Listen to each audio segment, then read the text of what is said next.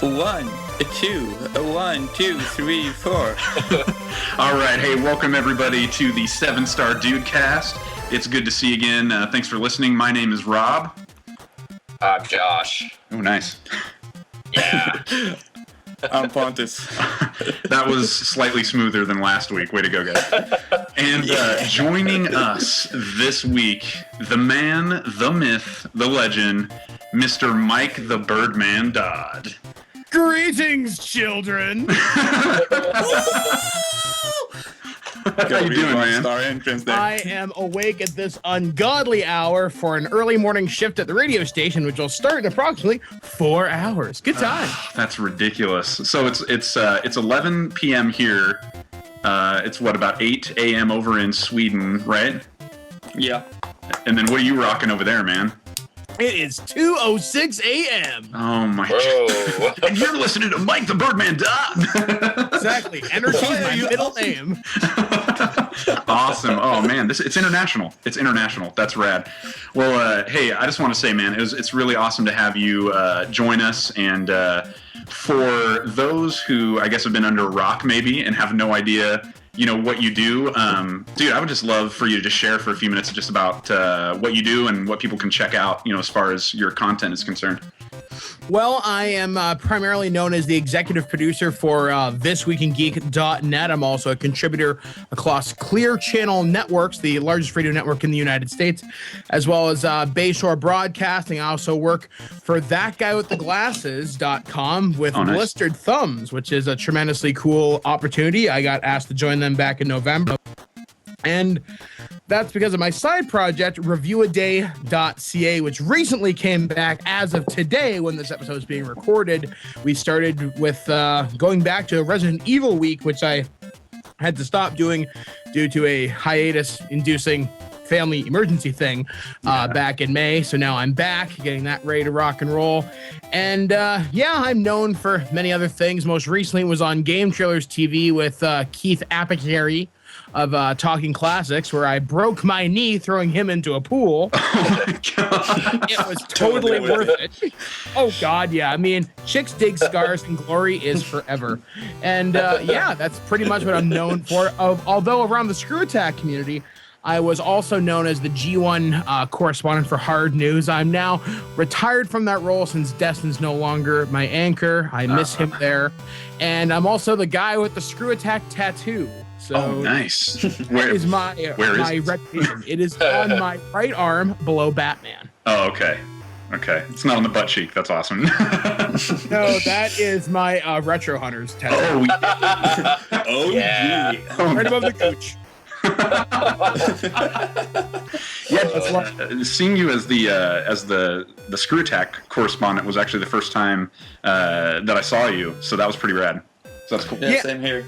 Yeah, it was a lot of fun doing that. And I really got to thank Craig Skismas for really giving me the opportunity to actually get into the video games journalism world. If it wasn't for him and Screw Attack, I certainly wouldn't be where I am today. So big thanks to him and everybody over at the HQ that gave me my wonderful start, much to Destin's annoyance when I'd be up editing till 2 a.m. And Destin, is this okay? Is this okay?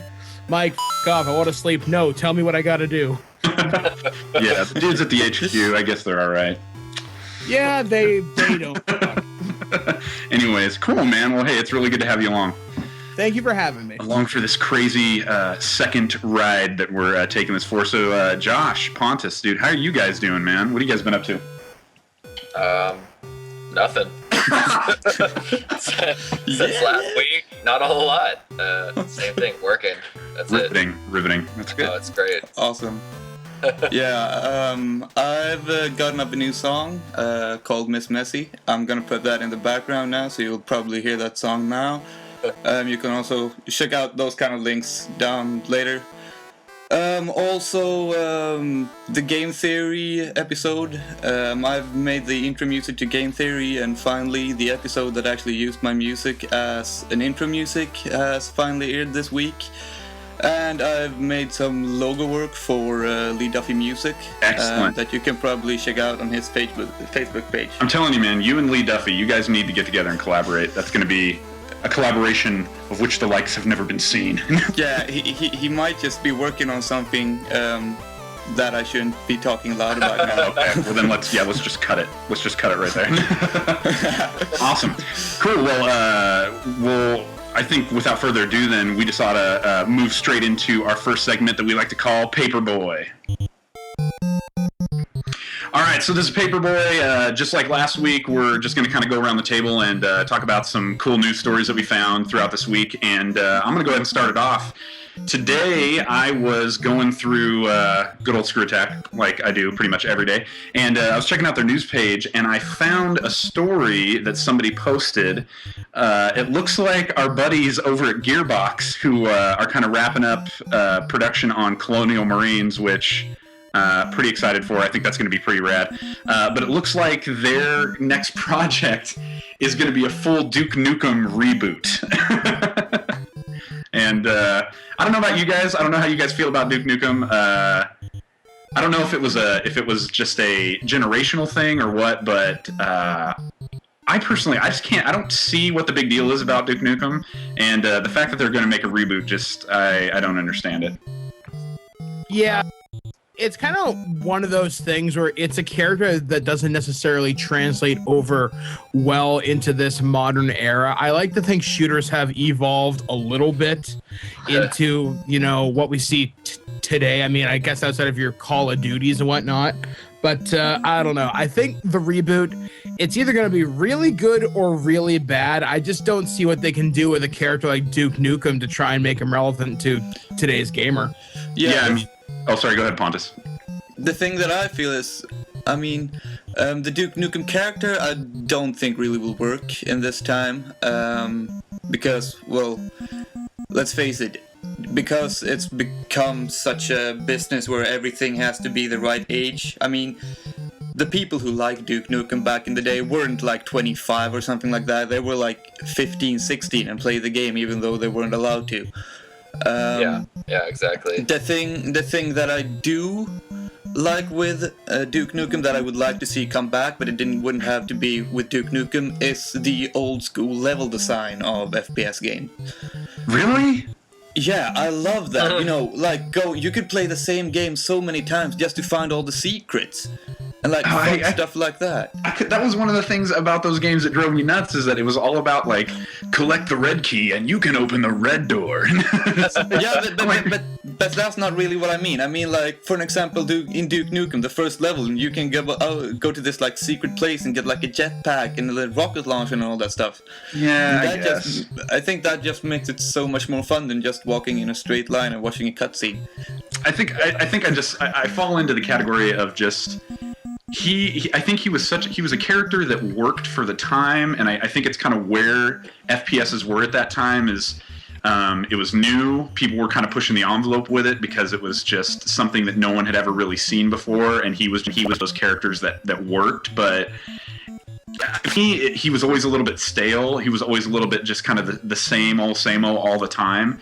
And I played a little bit of the demo of Duke Nukem Forever, and I love retro, and there's a lot of things about retro that's timeless, but for some reason with this, as I'm just playing through it, I'm like, it just doesn't work anymore. There's just something about it that, at least for me, it hasn't aged well enough. I don't know. Well, it's not, Forever isn't that much of a retro game, though.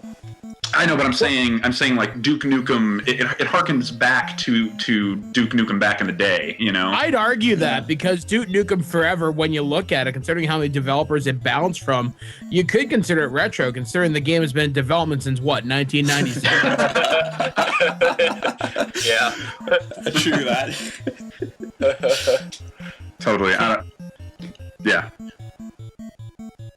Oh, sorry. Conversation killer. You ruined it. Sorry, we just had to have a moment of silence for the Yeah, for the actually Duke Nukem reboot. Weird little bit of trivia about the guy who did the voice of Duke Nukem, John St. John. Yeah. He actually gave me a 30-second soundbite to play at my wedding. Oh, dude, that's awesome. I had Duke Nukem send me off into married life this past July. Oh, dude, what did it say? That's awesome. He's like, actually, you know what? I will send it to you to play during the show, but he basically says, no matter how hot the babe is, I sure as wouldn't do it. You've got balls of steel, Michael Dodd. I will send it to you later. It's pretty sick. That's amazing. That's amazing. John St. John might just be one of the most awesome people ever created. He is a god amongst men. And then when I met him at like MagFest this year, it was really odd, but he is awesome. He's just got one of those voices that no matter what he does, you know that it's him. Like, you know, it just stands. Oh yeah, exactly. Yeah. He will be known forever. The day that he dies, which hopefully will not be for many, many years, will blow people away because he will always be Duke Nukem now and forever. Oh, and he's gonna have sound bites at his funeral. I'll see you in hell. You know. So anyway, Duke Nukem reboot is coming. Yeah, whatever. Anyway, Josh, what do you got, man? It's not as deep as yours, man. Yeah. It usually is. No, I'm just kidding. The 3DS. You guys know that they have this ambassador program or whatever, and so like if you bought it before and you bought it for too much because now the price has dropped. As long as you logged into the store at some point, the eShop, then you got like 20 free games, like 10 Game Boy Advance games and 10 NES games or whatever, when they actually finally release them. Anyway, nobody actually knew like if it worked. Like you'd log in and you'd be like, well, was that it? I don't know. So it's based off like the serial number of your device, and you didn't even know, there was no confirmation that it actually worked. And now there is. You can actually check, you put in your serial number for your device and you can tell if you did or didn't get it. Mine luckily it says that I am a 3DS ambassador. Oh, dude, did you get like Awesome. a little sash and like a tiara or something? Yeah, you know, Gold star. that would be cool. I would approve of that. So this is basically if you bought the 3DS when the price was hiked, and now that the price has dropped, they're trying to kind of smooth things over for those people. Yeah, I think they don't want like an outrage of people getting all pissed off at them, being like, well, we paid $80 more. Like what why did we do that? That's we so interesting supported to you me from the because beginning. that's how technology works. The crazy tech nerds with all the cash run out and buy it the first week, and then the rest of us wait a couple of months for the price to drop and get the same thing. Like, Yeah, it's very true. Yeah, It worked though. I mean, Nintendo posted the results last week, and I think the 3DS was the second best selling system. I think it moved something like 173,000 units or something like that. And that's just last week. So think about those kind of numbers. They're making their money back finally off this device. I'm surprised how well the ambassador program actually worked. Yeah, and I thought they were going to be in trouble. Look at this time of year too, like when they're doing it, like Christmas, holidays are right around the corner, and they want to make it affordable and probably sell even more units before the end of the year. Yeah. And let's face it, this is really a big response to the Vita. And I think that they really have done their best so that really they can outmatch the Vita again and pretty much turn it into another PSP like the last one. Yeah. See, I don't think that's going to happen because the Vita's got a lot more power under the hood this year. Plus, they got a lot better support for it. The 3DS is just an overpowered DS in my opinion. I mean, I love my 3DS. Don't get me wrong, but between playing Star Fox 64 and Uncharted, I think the distinction's pretty clear. Yeah, I played Star Fox. Slap you. Dude, it's Star Fox. It's Nathan Drake. Yeah, that's why it's Star Fox, dude. Okay, next death battle, Star Fox versus Nathan Drake. There you go. Oh man, Fox McCloud. That would totally work though. It's like desert Indiana Jones versus space Indiana Jones. Space Indiana Jones. Yeah, Fox McCloud is kind of like a space Indiana Jones. The fedora wouldn't fit inside the space helmet, man. He doesn't have a space helmet. He's a fox. He can breathe in the space without a helmet. Fox can breathe in space now. I think that's what this episode should be called. Space foxes can breathe or something. Foxes live in space. Anyway. They breathe in space and fly aircraft and can beat up fictional characters. They're amazing. Yeah. You don't screw with them. That's right. Well, Josh, hey, good job, man. Yeah, I was stoked to find out that I'm an ambassador. You are an ambassador, man. So you guys know. It's beautiful. Yeah, cool. It's beautiful. Pontus, what do you have for us, man? I have. So you probably heard that a while ago. Activision came down. Their guy Eric Hirschberg or whatever his name is came down and said, "Yeah, I would like to have a ceasefire with EA, pretty much." And Jeff Brown from EA came out earlier today, or if it was yesterday, pretty much said, f you. Okay. Yeah, to say his exact quote is, "Welcome to the big leagues, Eric. I know you're new in the job, but someone should have told you this. This is a competitive industry. You got every reason to be nervous. Last year, Activision had 90 share in shooter category. This year, Battlefield 3 will take you down to 60-70. At that rate, you will be out of the category in 2-3 years. If you don't believe me, go to the store and try to buy a copy of Guitar Hero or Tony Hawk." Yay. So yeah, I think, in all honesty, I mean, even though that's kind of funny, I mean, it's just very childish. It feels like EA is once again just making the whole gaming community looks like a bunch of unmature teens. Well, I mean, look at the base of players when you go online to play Modern Warfare. I mean, EA, that's what's sad. Like EA is making it's like they're echoing exactly what their community sounds like. Like that's ridiculous. Yeah.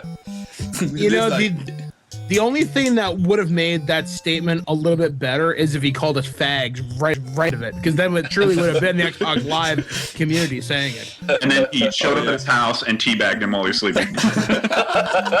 While shouting things about his mom. What's this salty taste in my mouth? Oh my gosh. You know what? It is so true, though. I mean, EA and Activision, I'm surprised to see them this antagonistic about it. But this year's really going to be telling. I think the COD machine is starting to slow down, in my opinion, and here's why. We're a few months away from release, and we haven't heard anything about Hardened Edition or Prestige yet. Mm-hmm. And they're still banking on the fact people are going to come out and buy it. Now, I've had my Modern Warfare paid off for probably about 2 months now, and I'm still waiting. Are they going to do Hardened or are they going to do Prestige? I know they're going to do Hardened because of the event in 2 weeks down in Los Angeles, and one of you guys better be going to that. Trust me, I'd love to. But I'm surprised EA hasn't come out with their own special edition. And EA special editions this year have been, well, kind of crappy because the one for Dead Space 2 kind of sucked.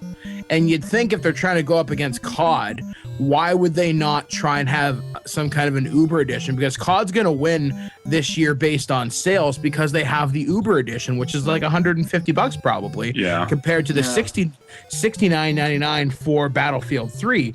So Activision has the advantage here simply because they're offering 3 versions of the same game.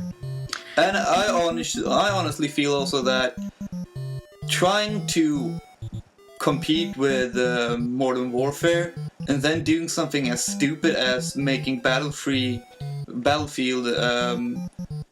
in need to have Origin running, I mean, that was not a smart choice.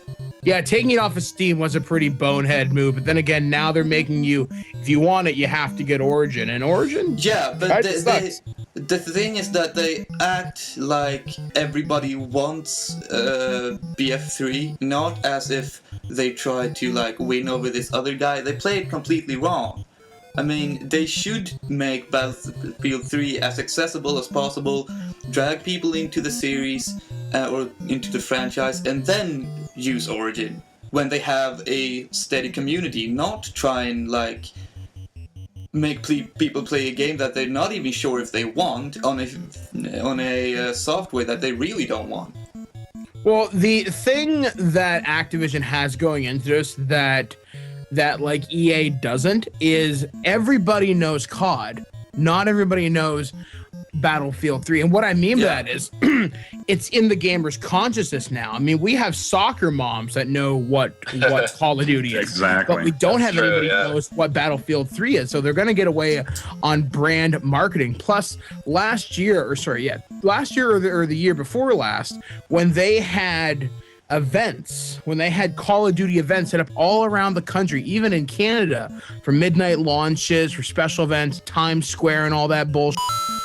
EA, unless EA does something similar and really shoves this down the public's throats, I think Activision will win simply based upon brand identity and marketing. That's what it's going to come down to.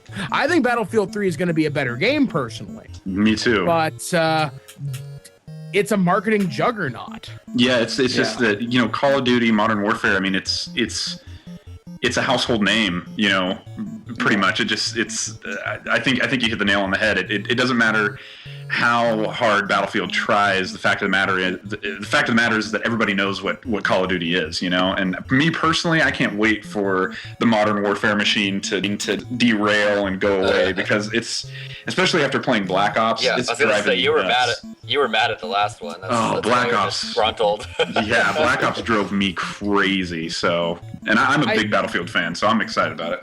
I think the thing that will hurt Modern Warfare or any of the COD games is the fact that it's a yearly release. And these developers like Treyarch and Infinity Ward have gotten extremely lucky. They're extremely talented developers, but eventually the well's going to run dry. I mean, look what happened with the Tony Hawk franchise. Look what happened to the Guitar Hero franchise. It's only a matter of time before we're saying, Call of Duty again. And we start Call of Duty. Surprised they haven't gotten to that point yet. Honestly, like, well, so many of those games now. I feel like it. I definitely feel like it's going down that road. I mean, that was part of the problem that I had with Black Ops, is that, you know, when I played Modern Warfare, the narrative was compelling, the gameplay was different, especially the ending scenario was just amazing to me. And then I play Modern Warfare 2, and it's a little bit of the same. You can start to see that there's a little bit of formula to it, but it was still pretty cool. And then Black Ops comes, and it's not only is it exactly to formula, but they've kind of gotten to the point where it almost feels like they're maybe running out of ideas as far as ways to try and make themselves better. And so, I don't. For me personally, if the new Modern Warfare, if it doesn't bring something absolutely new to the table, like, they're kind of getting to the point where, like you said, the well's starting to run dry. Well, not to mention the graphics issues you had. Yeah. Well, ask yourself this: where can Modern Warfare reasonably go now? The only place for it to go, and as retarded as it space, exactly, with the space fox. With the Space Fox, yeah, totally. Yup. You know what? I would play that. I'm sorry, I would. But haven't you already played Halo? You're off the show. Oh my gosh. Halo. Anyways, all right. So it'll be interesting to see how this plays out. Either way, Battlefield 3, I'm gonna get it. Whatever. Yeah, same here. So anyway, hey Mike, why don't you take us home, man? What do you got for us today? Okay, well, I've got a couple of stories, and we can go either I can talk about a new pinball machine, I can tell you about how cool Mass Effect 3 is, or I can talk about Resistance 3. Take your pick. Spin the wheel of gaming morality. We're gonna hear about Mass Effect and Resistance anyway, so talk about pinball. Okay, there cool. You go. All right, cool. So, pinball developer Stern, these guys have done the Iron Man machine, the Tron Legacy machine, which you can find in arcades like Dave & Buster's, etc. Well, they just got the license to do a new pinball machine, as evidenced by a new trailer, which you can find over on Kotaku.com. It's a Transformers pinball machine, and it seems to be based off the 3 Michael Bay films. Now, there hasn't been anything shown of the play field yet, but a Transformers pinball machine to me seems like a natural fit. I think this would be more awesome if it was based off the 1986 movie, which is the most badass movie of 1986 besides Aliens. Oh, man. Just saying. But yeah, I'm really looking forward to this. One of my friends over at the arcadehunters.com, Nick, went to go see some of this a little while ago. He's been talking about some of the new pinball machines that are coming out. But I don't know. I'm really excited for this. I'm hoping one of these machines ends up near me, or if I can somehow find $5,000 to buy one of these next year.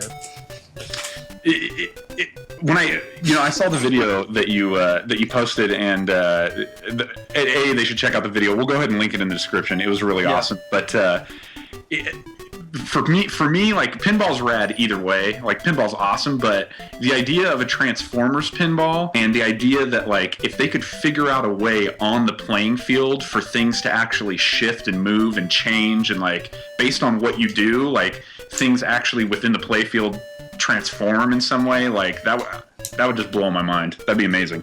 I mean, that shouldn't be too hard to do, though. Like, if you have, like, blocks on the playing field, so to speak, that can go just up and down, there you have, like, a good start. And that's not hard to do.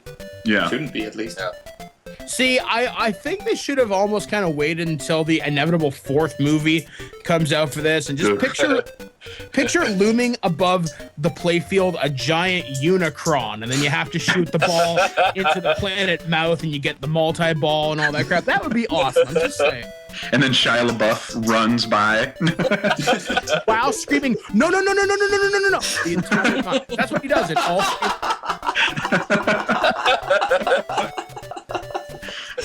Oh my god.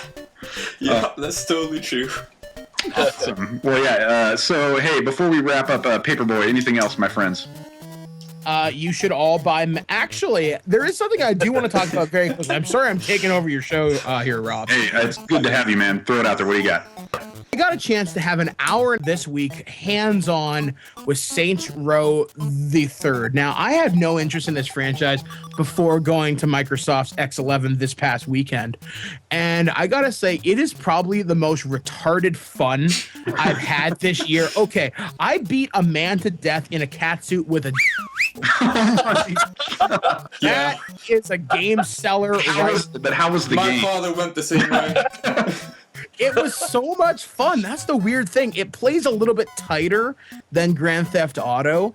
And I don't know, there's just something a little bit more fun about it. I mean, there's this weird alternate reality game stuck in the middle of it called Professor Genki's Unethical Reality Explosion or whatever. Oh, jeez. And you literally run through this arena killing people dressed up in cat costumes, giant beer bottles, and hot dogs.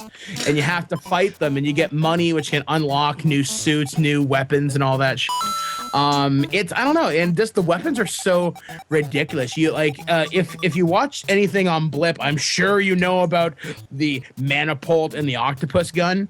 It legitimately makes the game a lot of fun. I had gang members beating up old ladies because I had them under my mind control powers, and then I was calling in airstrikes against cops. Airstrikes? Yeah, I was flying a Predator drone, blowing up crap. It is so ridiculous. I'm so happy that the Saints Row series is this over-the-top retardedness. But seriously, Saints Row the Third is amazing. You should go pre-order it now because it's pretty friggin' sick. I haven't actually played any of the Saints Row games, and I was actually looking into Saints Row 2 not too long ago because I've heard good things about it, especially the customization, I guess, of like characters and stuff is pretty interesting. Or yeah, like you can, if you want to make an anorexic, big-boobed grandmother to run around in Saints Row 3, you can do that. That is my favorite character. It's the ultimate character class, right? Wasn't that your Halloween costume last year, Josh? Yeah, it was. Awesome.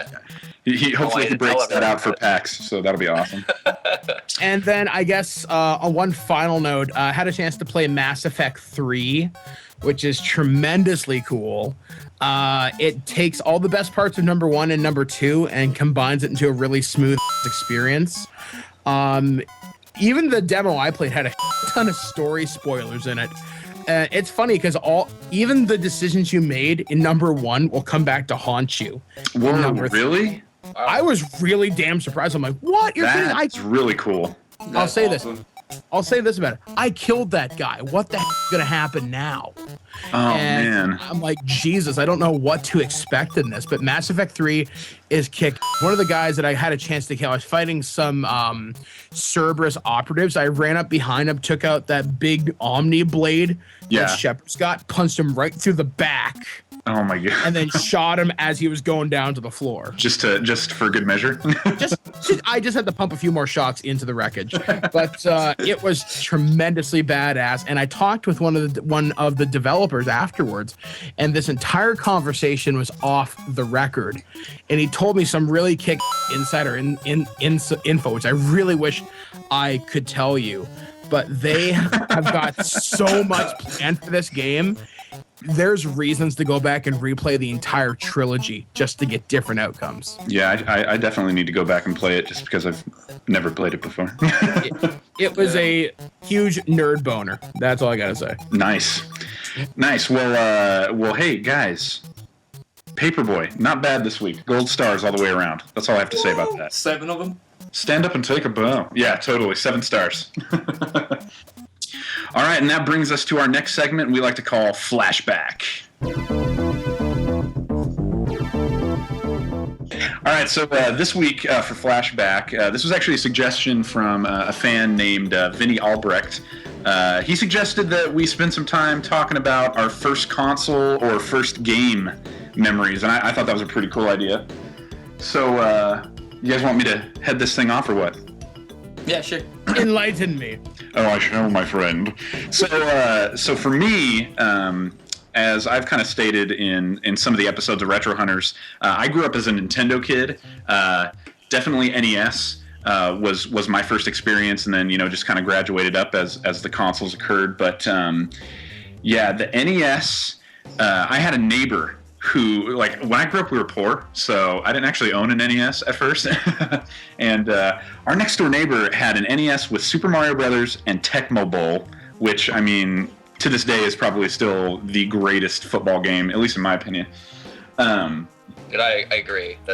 I played that so much. Yeah, you actually have a copy of Tecmo Super Bowl, don't you? Yeah. Oh, dude, that was a good one too. Yeah, someone sent that to us. I don't remember who it was right now. We'll have to look that up. Say if you sent it to us, sorry about that. But yeah, sorry. We love you. But I used to like show up at their house, and it was that kind of awkward thing where I was like 6 or 7 years old, and like I'd show up at their house, and like we'd hang out, and like they were adults with no kids, and I'd kind of just be like, yeah, school's good. Oh yeah, I'm doing great. So anyway, how's your Nintendo doing? And they're like, "Hey, you want to play?" I'm like, "Oh, I guess I could play for a little while. I don't know."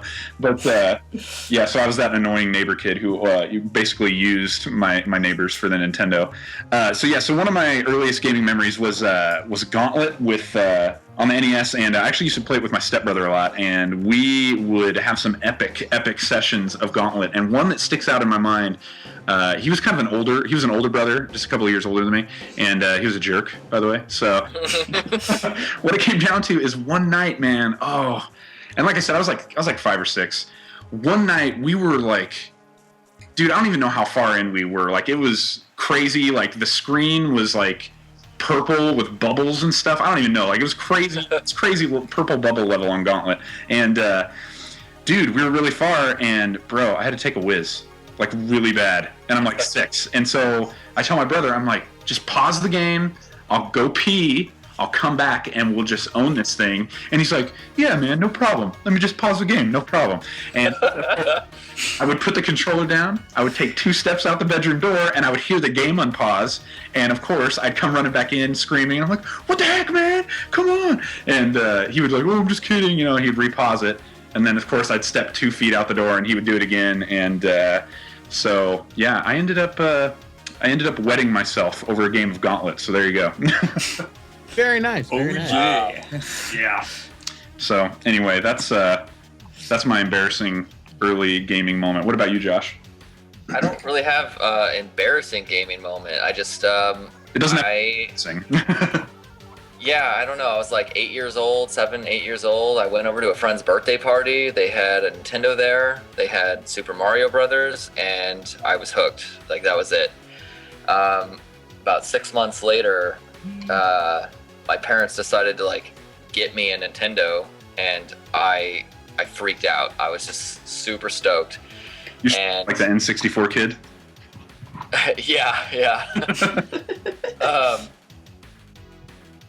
Yeah, actually, I think I was. But were there tears? Did you cry tears? No. Oh, blood. No, I don't think I did. I think I cried blood. That's just freaky. Yeah, I know. No, so yeah, then after that, I don't know, that was my first console, and I had that until Sega Genesis came out. Then I went over to my uncle's house, and he had a Sega Genesis with Sonic the Hedgehog, and my God, like, I played that game, and I just could not get it out of my head after I played it, and I had to have a Sega Genesis. No. It was so fast-paced and, like, amazing. Like, I didn't even have to do anything. I had to just, like, hold right and then, like, hit a button every once in a while to jump over something. And after I played that, I could not get it out of my head, and I had to get a Sega Genesis. So that's actually the first console I bought with my own money. I had to, my own money. I say that, but I mean, like, birthday money and things like that. I think my dad helped me out a lot with that one.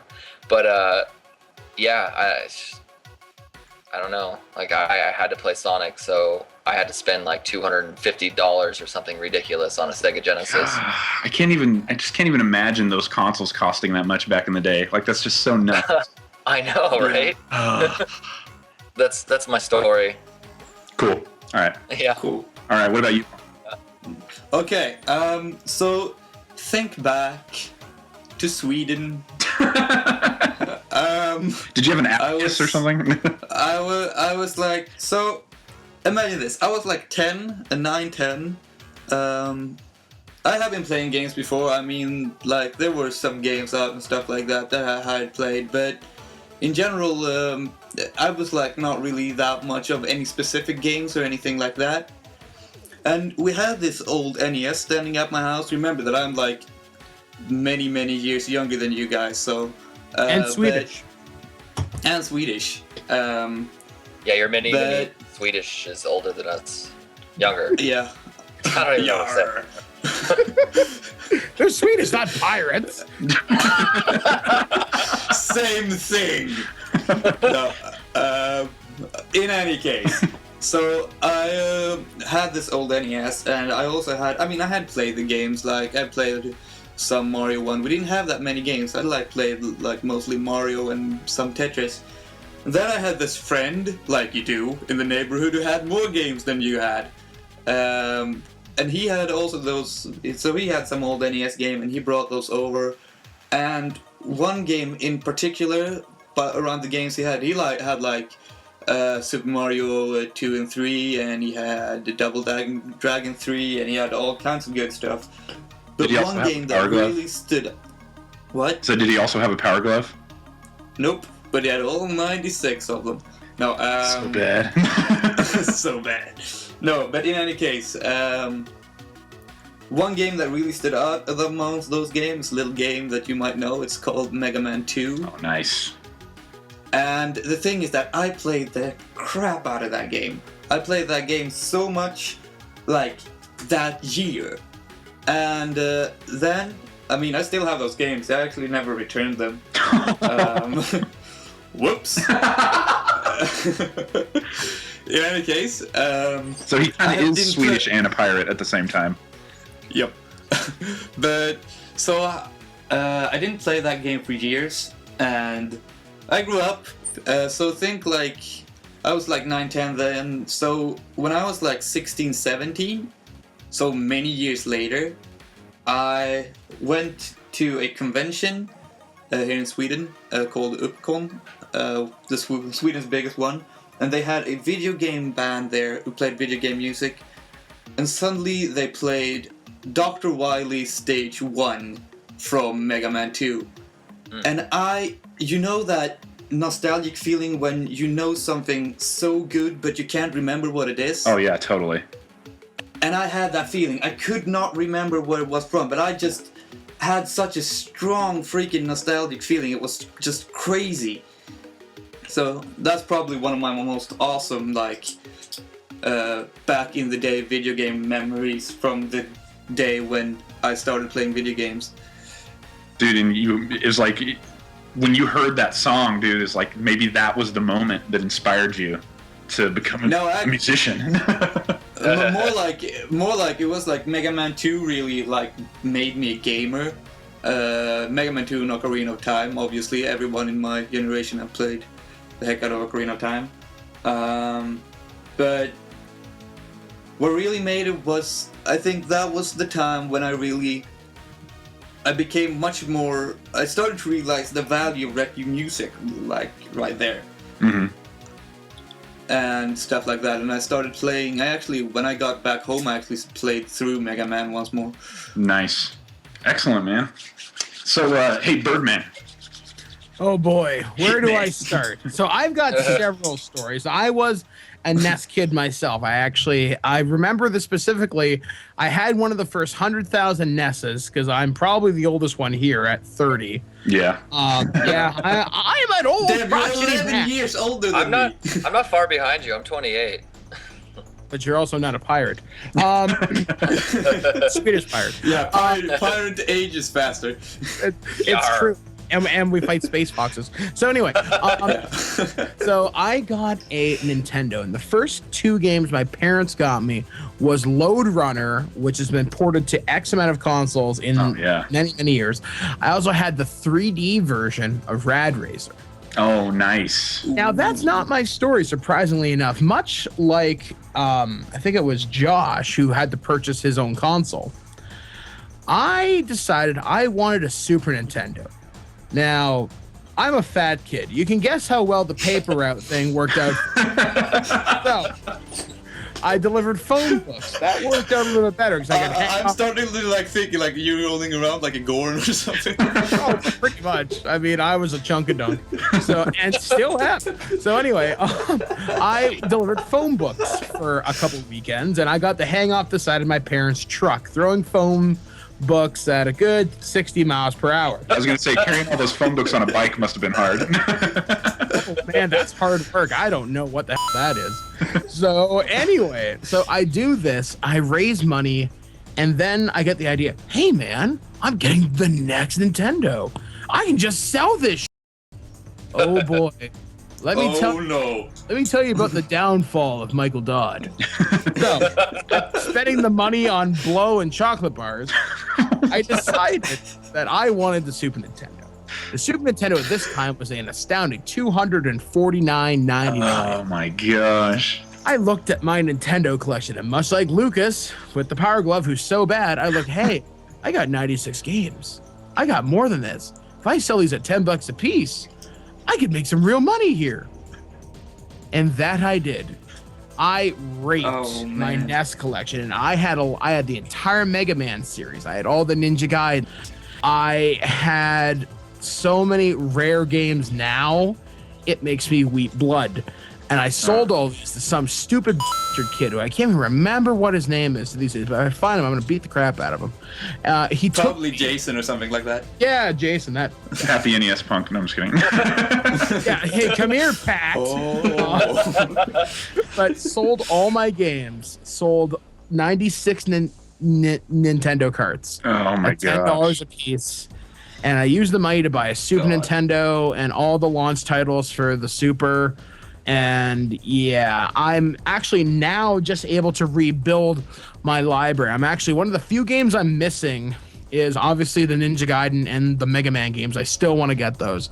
But the one game I really want is Snoopy's Olympics. If anybody remembers this game, there was one. No. Yeah, it was like Snoopy's Wacky Olympics, and you had to throw a boot, walk.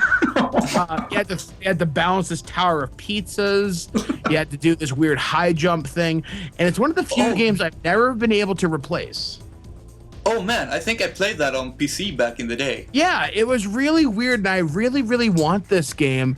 And because I do the whole retro hunting thing like Rob and Josh, I sometimes get really lucky and I'll get these huge lots for like retarded amounts of money.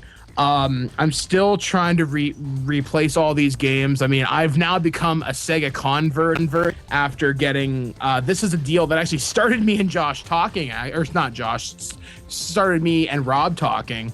Was I found a lot of 40 Genesis games for $40, and I got a console out of that as well, and all these really rare titles. The guy wanted drug money, and I was more than willing to supply his So that guy. But yeah, so that's my story of how I broke my collection and then rebuilt it. That's awesome. You know what I say? Gearbox, if you're listening, forget the Duke Nukem reboot. We need a Snoopy's Olympics reboot. Oh, yeah. The boot throwing is what sold it for me. Hey, Make it happen, Randy. All right, so that was Flashback. Definitely some good stories there, guys. I feel like I'm a lot closer to you now. And should all hold hands in a circle, and it's going to be beautiful. We can do that. Totally, sing Kumbaya. So anyway, and that's going to bring us to our very last segment that we like to call Totally Rad. Yeah. Oh, yeah!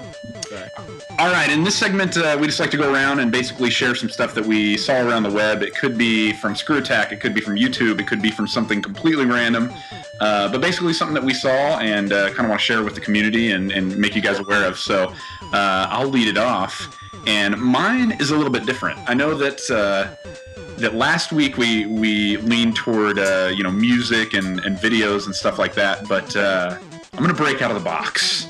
And I want to tell people about a little clothing company that I actually kind of found out about it by a local consignment shop that I went to.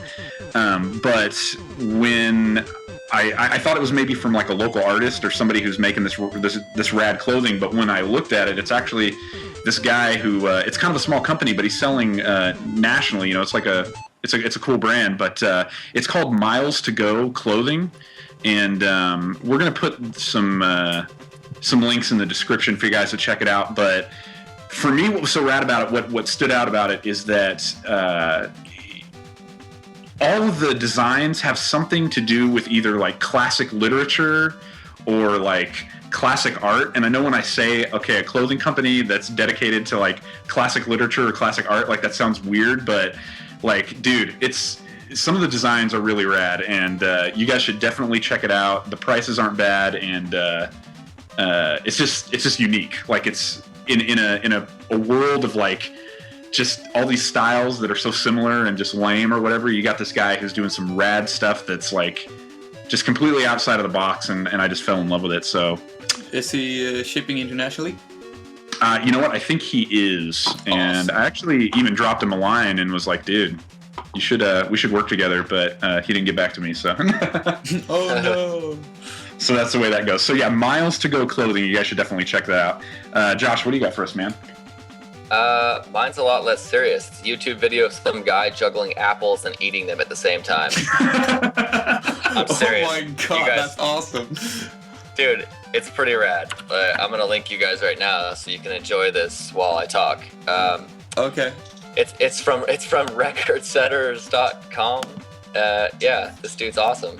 He's got this intense face, and I cannot get over it. I just think this is totally rad. Oh my god! Most hits of 3 apples while going in 30 seconds. It's like, where are the apples coming from? Dude, he's juggling them and eating them at the same time. It's oh my amazing. god! Oh, dude, what? How is Look he? Look at his face. It's super intense. He's just like, he's focused, and he's got this dialed in. He's a witch. Oh my god! Dude, he set a record. It says he took 65 consecutive bites of 3 apples while juggling them in 30 seconds. Oh that is amazing. gosh. And his face, he is so determined. I know, right? It's like he's not only determined to break the record, but he's also determined to never meet a girl. So it's great. He's intense, man. I my just god! love it. I can't get to this. So I much watched manliness. it 8 times today. Definitely check that one out. That is rad. That is a really good one. Yeah. That is really good. All right, what do you got, Pontus? Yes, today I've got a show called Game Theory. You who watch Screw Attack and like hang around GT some have probably seen this show before. It's a show about theories in games, pretty much the science behind them and how they would work in reality and stuff like that. It's really fun, really entertaining, lots of butts in it. Butts? What did you say? Like naked butts? Not that many naked butts, but butts, yeah. Watch it and you'll understand what I mean. Both butts. Oh man! No, I actually had a big fat naked baboon butt here in the latest. one. So Damn, I'm downloading it right now. no, and he will become a feature on some sites. I know, like I think he will become a feature on Retroverse TV and Pat the NES Punk. I think. Also, the baboon ass or the show? both. You know what? I want to contact the Apple Juggler and offer him a partnership. Oh yeah, that would be awesome. At RetroHunters.com. Like once every week, he just jugs and eat apples. No, I would just love Maybe to. next week it could be oranges. I would just love to have him follow us around in the market, and every once in a while, just cut over to him randomly, and he's just eating the apples. Oh my and god! then you put like a casket in front of him, so you can like earn some money to pay your games for. Oh, that's awesome. Yeah. Sweet. So everybody should check that out. And then, hey, Birdman, what do you got for us, man? Okay, well, I got something a little bit different. I actually have two things really quick. The one guy I want you guys to check out on Pat, the Nespunk site, as well as blisterthumbs.net, is a guy called Clan of the Grey Wolf. He does a show called 16-Bit Gems. And thanks to Rue over at Clan at the Grey Wolf, I now have Earthbound, Sequest DSV, Soul Blazer, Star Trek The Next Generation. Pretty much any game he's reviewed has convinced me to get this game, and somehow it's found its way into my collection via donation, thrift store find, or just random luck. Especially with Earthbound, thank you. But the other thing that I really want to talk about is I am huge into the video game music scene. I'm very much into the nerdcore rap scene, actually.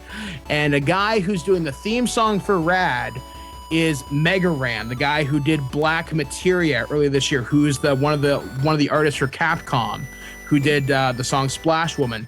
And the reason I want to talk about this is he's hitting a 40-city tour with MC Chris, MC Lars, and it starts on September 6th and is likely coming to a city near you.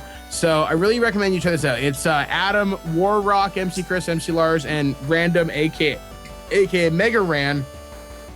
You guys really got to check this out. I really hope people like the 8-Bit Boys crash one of their shows, or MC Frontalot. But you guys should check this out. The tour ends on Saturday, October 29th at the Knitting Factory in Brooklyn, New York. There's bound to be something near you, but this thing starts on Tuesday, September 6th. So go to megaran.com for more info. And like I said, he'll be doing the theme song to my show. So I will have an award-winning artist on my show because he's a teacher turned rapper hero. He's awesome. He did a fantastic set at PAX East this year, probably one of the best shows I've ever been to. You should be checking him out, especially his album Black Materia, which you can find on iTunes and Amazon.com. Do you know, is Awesome. he making an appearance at PAX Prime? Actually, yes. Yes, he is. So go up to Mega Ran. He's a big black guy and say, yo, man, I know Mike Dodd. And see what There's happens. just one big black guy on conventions. Yeah, Rob and I will try that when we go to PAX this week. Well, trust me, you will know him when you see him. He's towering. He's amazing. He's a towering, imposing black man, but he's the friendliest guy I've ever met in my life. He's like a big, giant, damn teddy bear. That's rad. They actually released, not just in the last few days, I think they released the schedule finally for what PAX is going to look like. So, yeah, we'll have to take a look and make sure that we catch that, because I've actually had a few fans who have tried to introduce me to kind of the nerdcore rap stuff. And from some of the initial stuff I heard, it's really, really cool. So definitely something that I'd love to check out. Yeah, check him out. And if you go to PAX Prime, which I know you're going to, if you don't go to the Proto Man concert, we are no longer friends. Trust me, it's a religious experience. I will be there with bells on. Awesome. Sweet. Well, that wraps up Totally Rad. So good submissions, guys. You guys need to all go check those out. And yeah, that's going to be some good stuff. All right. Well, unfortunately, once again, we've come to the end of the DudeCast. I know. Unfortunately, all good things must come to an end. Before we go, though, as usual, and by as usual, I mean this is the second time we're doing this. I'd just love to go around and hear if you got any projects or anything coming up. So, Pontus, what do you got coming up, man? Nothing really. Nothing I've got planned, at least. Just gonna take some time. Yeah, I'm actually gonna start college here, or well, the Swedish equivalent to college. I'm here next week, so I'm gonna be moving live this week, so I'm not gonna be doing very much. I won't really have the time. Well, hey, good luck with that, man. We will be patiently waiting for your next song, I'm sure. Yeah, I hope you will. And Birdman, what do you got coming up, my friend? Well, as you guys know, I just recently came back from hiatus for the summer, so I'm now doing lots of shows over at blizzardthumbs.net and that guy with the glasses with reviewaday.ca. This week, I'm finishing up Resident Evil week, finishing up Resident Evil 4, which I just finished tonight before the show started, Resident Evil 5, and then next week, I'm going to take on a game I just got in the mail. Dare I say it involves a big blue gun called a Justifier. Nice. I'll be taking a look at that on the Sega CD, which should be pretty exciting. And then after that, I'm going to do some classic NES titles just to kind of get back into my retro groove. I'm going to be playing Gremlins 2 for sure because it's pretty friggin' awesome. And then hopefully before October, I want to go through Earthbound. That's my goal. Excellent. Awesome. It's good to have you back, man. It's good to hear that you're going to be busy. That's awesome. Exactly, because Lord knows I need to make enough money off this show to at least keep the lights on. So trust me, there will be a lot of content. Hopefully, all of it good. Awesome. I guess that kind of brings up another thing. I am moving from audio to video slowly as I figure it out. Yes, I did go to college to be a TV reporter, but I went radio. So figuring this all out after being out of college for a couple of years is a little bit harder than I thought. Yeah. I actually saw your video today, dude. It was good. It was good Yay, stuff. I don't suck. Yeah. It was nice to see your face. That chunky big face. All right. And dude, Josh, you and I in just 2 days, man. Yeah. We are jumping a plane and we are heading to PAX Prime. Where we're going to be hooking up with just a ton of folks, man. A lot of fans, the Game Chasers, Happy Console Gamer, some of the guys from ScrewTech HQ, really excited about that. Dude, number one thing you're excited for PAX, go. Put me on the spot, go. Yeah, that's a little overwhelming. And go. I think everything, man. Seriously, awesome. Meeting up with fans and meeting the people, the HQ, Screw Attack. It's gonna be so fun. I feel like we're not gonna get very much sleep. We have a lot to do. No, you don't sleep at PAX. There's no way. There's no way. We're gonna be gone for 4 or 5 days. We're not gonna sleep at all. We can sleep on the plane on the way back. Yeah. So for the hour trip back. Yeah, totally. So during PAX, stay tuned to our YouTube channel because we're going to be updating pretty regularly if everything goes according to plan. Like I said, the plan is to do a lot of small videos of just random stuff that we get to experience. So keep that on your radar. As always, you can follow us on Twitter at RetroRob, that is me, or at the Retro Hunters. Spelling Failure, they can follow you at Spelling Failure, correct? Yeah. And then they can follow you, Mike, at Birdman Dodd. Is that correct? Yep, you can follow me at Birdman Dodd, at Review a Day, or at This Week in Geek. All of them are usually me or one of my many minions. Absolutely. Ooh. So, hey, Mike, I just want to say it was so awesome to have you, man. Thank you for joining us. Anytime, guys. This was a lot of fun. Thanks. Anytime you guys want me back, just give me a tap, and Lord knows I don't sleep anyway. I'll be here. So next week. Awesome. All right. Awesome. So, hey, please make sure you check out theretrohunters.com. You can check out our YouTube channel. Check out Spelling Failures music on his YouTube channel. And, hey, check out Review a Day, Blistered Thumbs, the guy with glasses. Am I missing anything? Your mom. Yeah, check out my mom. That was so hot for sure. Oh my gosh. And as always, I just want to say, hey, thanks for listening to the 7-Star DudeCast. Hope you guys enjoyed it. And hey, I'm Retro Rob. I'm Josh. And I'm Mike the Birdman Dodd. All right. That's right. And thanks for listening. We'll see you guys next time. See ya.